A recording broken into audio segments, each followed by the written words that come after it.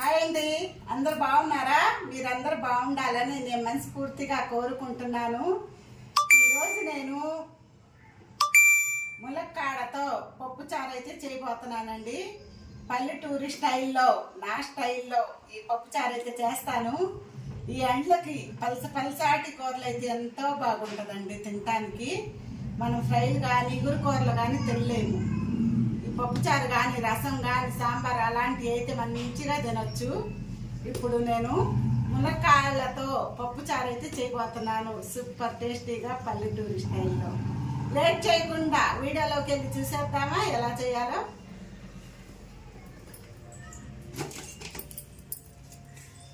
కందిపప్పు తీసుకుందామండి. ఫస్ట్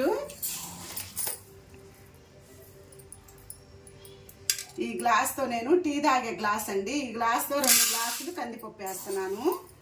కందిపప్పు అనేది మనం జనాన్ని బట్టి వేసుకోవచ్చండి. ఎక్కువ మంది ఉంటే ఎక్కువ పడతాయి, లేకపోతే ఒక గ్లాస్తో అయినా పప్పుచారు పెట్టేసుకోవచ్చు.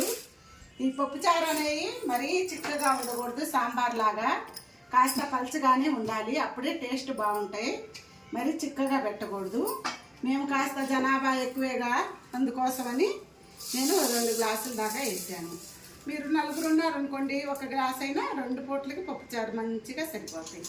ఇప్పుడు ఇవి శుభ్రంగా కడిగేసి 1కి 2 సార్లు నీళ్లు పోసేసి స్టవ్ మీద పెట్టుకుందాం. ముందైతే కడుగుతాను.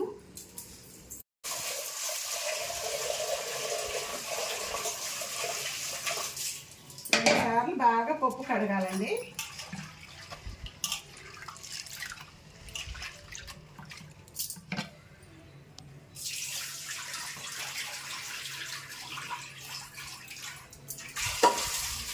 ఎండ వడగాలి కూడా మొదలైంది ఈరోజు.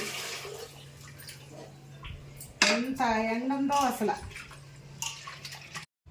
ఇందులో నీళ్లు పోసేసుకుందాము. నీళ్లు కందిపప్పు మునిగేంత వరకు ఏలు పెడితే చూడండి, ఇక్కడ దాకా మనకి ఈ ఏలు దాకా వస్తే సరిపోతాయి. మంచిగా ఉడకాలి. ఒక 5 విజిల్స్, 4-5 విజిల్స్ వచ్చిన దాకా మూత పెట్టేసుకొని స్టవ్ మీద పెట్టేసుకుందాము. టైం ఉంటే ఒక 1/2 గంట సేపు అన్నా కందిపప్పు కడిగి పెట్టేసి నీళ్లు పోసి నానబెట్టుకుంటే ఇంకా త్వరగా ఉడికిద్దండి. నాకు టైం లేదు, 12:15 అయింది ఇప్పటికే. ఇక టైం లేక ఎమ్మటే పెట్టేశాను, కానీ ఒక 1/2 గంట సేపు మీకు టైం ఉంటే నానబెట్టుకోండి, కందిపప్పు త్వరగా ఉడికిద్ది. కుక్కర్ అయితే 5 విజిల్స్ వచ్చాక మూత అయితే తీస్తున్నానండి, ఆవిరిపోయింది. పప్పు చూసారా ఎంత బాగా ఉడికిందో. ఇప్పుడు ఇందులోకి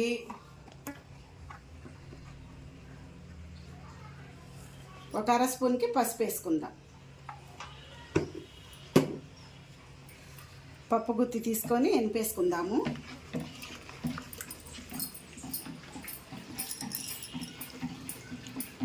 పప్పు మెత్తగా ఉంటేనే పప్పు చారులోకి బాగుంటుందండి.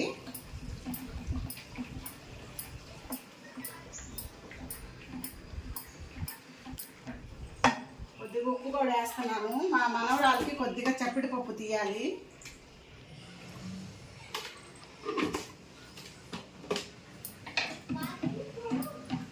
చప్పిడిదండి, కారం తినదు, అస్సలు తినదు చిన్నపిల్ల. చూసారా ఎంత బలంగా ఉందో పిల్ల.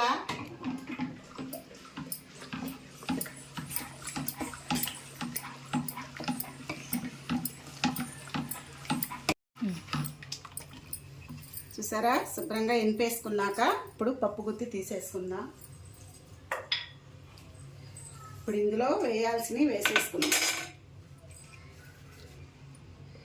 చూడండి, మునక్కాయ ముక్కలు ఒక 4 మునక్కాయలకి ఈ విధంగా ముక్కలు చేసి పెట్టాను. శుభ్రంగా మునక్కాయలు కడిగేసి ఇవి వేసేసుకుందాం. ఇందులో ఒక 4 మునక్కాయలండి ఇవి. ఉల్లిపాయలు పెద్ద సైజు ఉల్లిపాయ ఒక్కటే ఈ విధంగా కాస్త లావుగానే కట్ చేశాను. ఇవి కూడా వేసేసుకుందాము పప్పులో.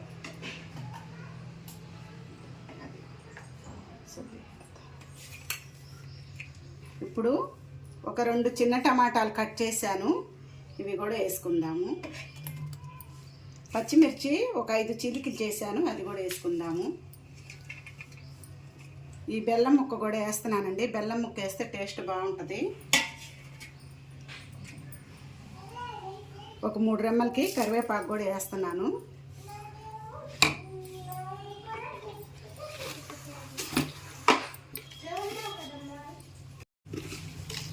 ఇందులో ఒక స్పూన్కి సాల్ట్ కూడా వేస్తున్నానండి. పప్పు ఎనిపేటప్పుడు ఒక పావు స్పూన్కి వేసాను, ఒక స్పూన్ వేసాను, చూసుకొని వేసుకోవచ్చు. కారం అండి, కారం వచ్చేసి ఒక 2 స్పూన్లకి వేసుకుందాం. చిన్న స్పూన్ అండి ఇది, అందుకని 2 వేసాను. పెద్ద స్పూన్ అయితే 1 వేసుకున్నా సరిపోయిద్ది. ఇప్పుడు చింతపండు పులుసు అండి, ఇది కూడా వేసేసుకుందాం. ఇప్పుడు మనకి కావాల్సినన్ని నీళ్ళు పోసుకోవాలి. మనం పప్పుచారు ఎన్నైతే కావాలో అంతవరకు వాటర్ పోసుకుందాం. మరీ చిక్కగా ఉండకూడదు, మరీ నీళ్ళలాగా ఉండకూడదు.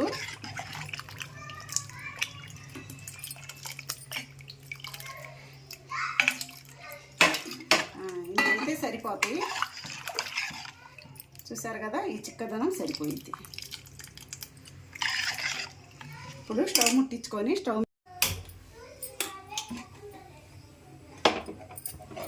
బాగా పొంగు రావాలి.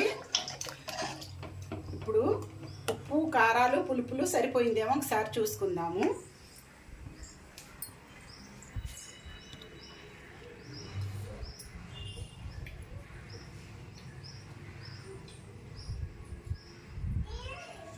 ఉప్పు బాగా కరెక్ట్గా సరిపోయింది, కారం సరిపోయింది. కొద్దిగా సాల్ట్ వేసుకుందాము, ఒక పావు స్పూన్కి వేసుకుందాము. ఇంతేనండి. ఇదైతే బాగా తెరలాలి, పొంగు రావాలి. పొంగు వచ్చేంతవరకు మునక్కాయ ముక్కలు మనకు ఉడికేంతవరకు ఉడికించుకుందాము. మునక్కాయ ముక్కలు అయితే బాగా అప్పటి వరకు స్టవ్ మీద పెట్టేసుకొని మూత పెట్టేసుకుందాం.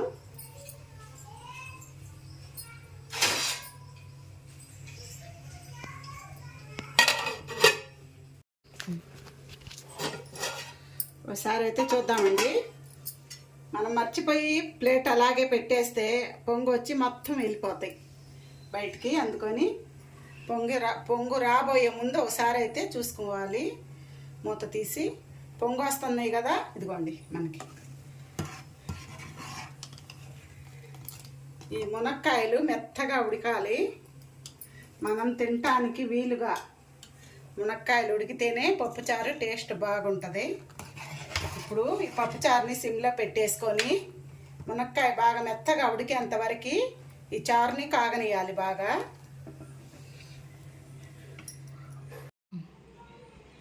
ఐసులు చూసారండి, ఇప్పుడే బండి అతను వచ్చాడు ఐసులు తీసుకొని.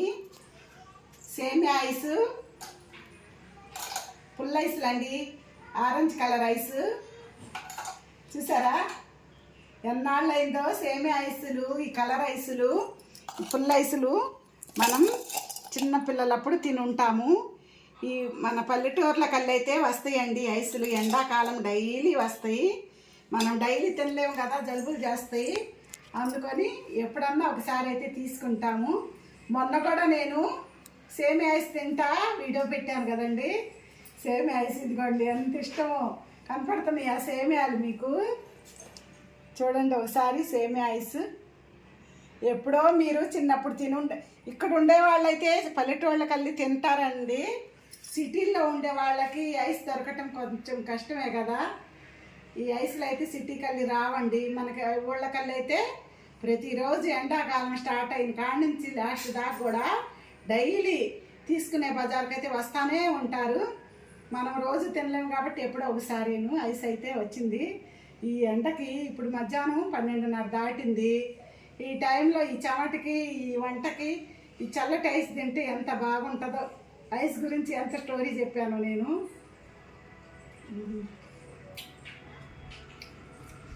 ఎంత బాగుందో. ఇవన్నీ ఫ్రిడ్జ్లో పెట్టేసుకొని పిల్లలు, మా కోడళ్ళు, మా పెద్ద అబ్బాయి కూడా ఐస్లు అంటే చాలా ఇష్టం. రస్నా ప్యాకెట్లు కానివ్వండి, సేమియా ఐసులు ఏ అయినా ఇష్టమేను. మధ్యాహ్నం తింటారు వాళ్ళందరూ. నా ఐస్ అయితే నేను ఇప్పుడే తినేస్తున్నాను. తప్పని అట్లా ఉందండి ఎండకి. పప్పుచారు అయితే బాగా కాగినాయండి. ఇదిగోండి మునక్కాయ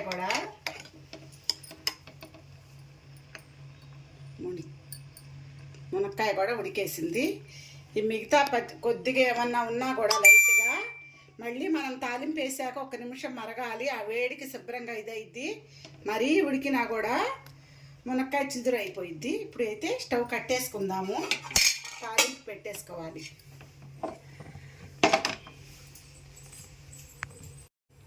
ఒక గిన్నె పెట్టేసుకొని తాలింపుకి నూనె పోస్తున్నానండి.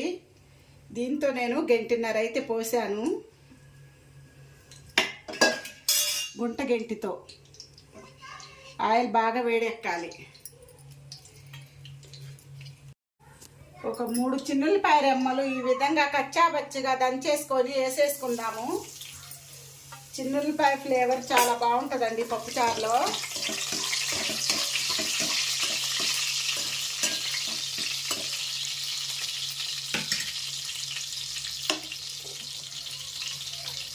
అందులోకి ఆవాలు, జీలకర్ర వేసేసుకోవాలి.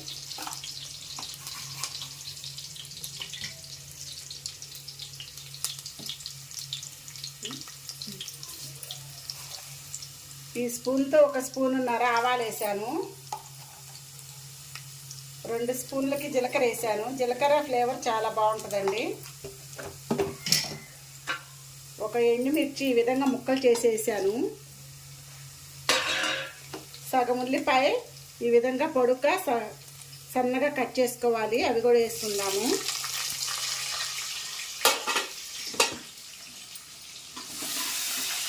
ఇవన్నీ బాగా కలిపేసుకోవాలి.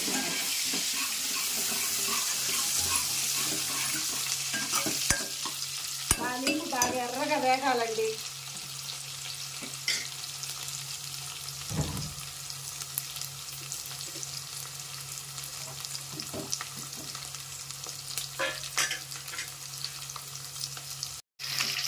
ఉల్లిపాయ బాగా ఎర్రగా వేగాలండి. అప్పుడే మనకి తాలింపు బాగా మంచి సువాసన ఉంటుంది. ఇందులో కొద్దిగా ఇంగువ కూడా వేసుకుందామండి. ఇంగువ ఫ్లేవర్ కూడా పప్పుచారుకి మంచి టేస్ట్ని ఇస్తుంది, మంచి సువాసన. ఇప్పుడు చివరగా కరివేపాకు వేసుకుందాం. 3 రెమ్మలకి కరివేపాకు ఎంత వేసుకుంటే అంత బాగుంటుందండి పప్పుచారు. పప్పుచారు కానివ్వండి, పప్పు కానివ్వండి.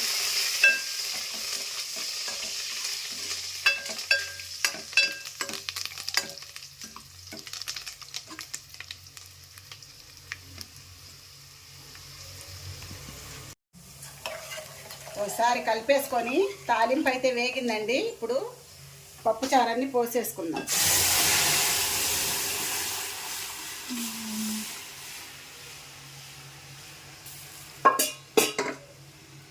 మంట సిమ్లో పెట్టేసుకోవాలి. చూసారండి, గుమగుమలాడే పప్పుచారు మునక్కాయతో ఎంత టేస్టీగా ఉంటుందో. సూపర్ వాసన గుమ్మాయించి కొడుతుంది.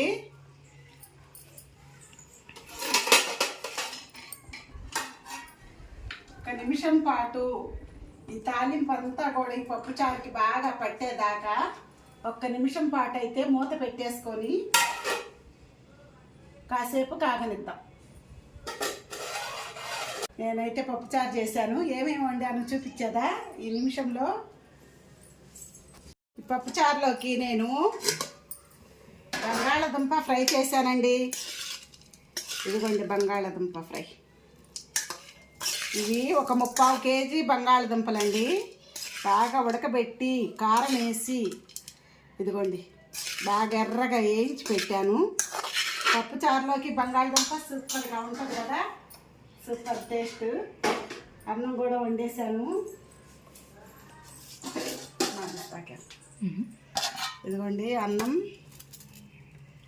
అన్నం కూడా వండేసాను. నేను చికెన్ పచ్చడి పెట్టానండి, చూపిస్తాను. నేను చికెన్ పచ్చడి కూడా పెట్టానండి. 1 కిలో ఆర్డర్ ఉంది మనకి. నేను ఎప్పటికప్పుడు ఫ్రెష్గా పెట్టిస్తానండి. చూసారా, ఇది నేను రాత్రి పెట్టాను. కేజీ బాతికండి ఇది. 1 కిలో మళ్ళీ 1/2 కిలో మనకి ఆర్డర్ వచ్చింది. గుంటూరు పంపించాలి ఈ పచ్చడి. నేను ఆనిక్క ప్యాక్ చేసేస్తాను. చూసారా చికెన్ పికిల్స్ ఎలా ఉన్నాయో, టేస్ట్ వాసన. వంట రూమ్లో నైటు పెట్టేశాక ఈ పికిల్స్ బయటికి మేము కాస్త అటు ఇటు బాత్రూమ్కి వెళ్ళినా కూడా ఈ వాసన ఎలా వస్తూ ఉంటుందోనండి. నైట్ అంతా కూడా మాకు మంచి సువాసన. చట్నీ అసలు ఎంత బాగుంటుందో. వేడి వేడి అన్నంలో చికెన్ పికిల్స్ వేసుకొని కొద్దిగా నెయ్యి వేసుకొని తింటే ఇంకెందుకండి, హాయిగా బతికేసేయచ్చు. ఇప్పుడు ఇదంతా ప్యాక్ చేసి నేను గుంటూరు పంపించాలి. నాకు పెద్దగా ఆర్డర్ రాకపోయినా నాకు చెప్పేవాళ్ళు చెప్తా ఉంటారు. 1 కిలో 1/2 కిలో అట్లా చెప్తారండి. పెట్టేసి అప్పటికప్పుడు పెట్టేసి ఈరోజు చెప్పారనుకోండి, ఈరోజే నేను రెడీ చేసేస్తా. తెల్లారేలేకి 9-10 లోపు ప్యాకింగ్ అయిపోయిద్ది. ఎక్కడికైనా సరే పార్సల్ అయితే మా అబ్బాయి వేసేస్తాడు, మా చిన్నపిల్లడు. చూసారు కదా పికిల్స్ కలర్ ఎలా ఉందో, టేస్ట్ కూడా బాగుంటుంది. మీకు గన కావాలనుకుంటే ఆర్డర్ పెట్టుకోండి. మా ఫోన్ నెంబర్లు అన్నీ ఉన్నాయి కదండి స్క్రీన్ మీద, చూసి ఆర్డర్ పెట్టుకోండి. మీకు ఎప్పుడు కావాలంటే అప్పుడు మేము పెట్టి పంపించేస్తాం. స్టవ్ కట్టేసుకుందామండి. గుమ్మగుమ్మలాడే పప్పుచారు, మునక్కాయ పప్పుచారు. ఈ ఎండలకి పల్చాటి కూరలు అయితే సూపర్గా తినేసేయచ్చు. ఎంతో టేస్టీకరమైన పప్పుచారు. టేస్ట్ అయితే అద్దరిపోయిద్ది. అప్పడం వేసుకొని, బంగాళదుంప నంచుకొని, ఈ చారు పోసుకొని, మునక్కాయ నంచుకుంటా, అందులో గుజ్జంతా పీకేసుకుంటా తింటంటే ఏం టేస్ట్ ఉంటుందండి. సార్ టేస్ట్ చూస్తా.